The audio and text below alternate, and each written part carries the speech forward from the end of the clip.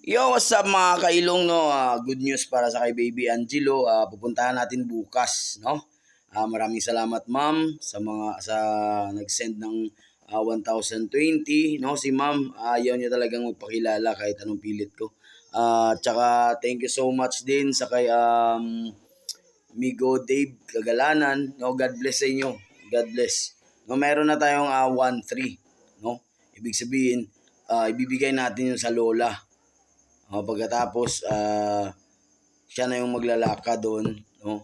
Magkano naman na yung check-up, no? Siguro para, kasi nung pinuntahan ko doon, may lagnat yun eh, no?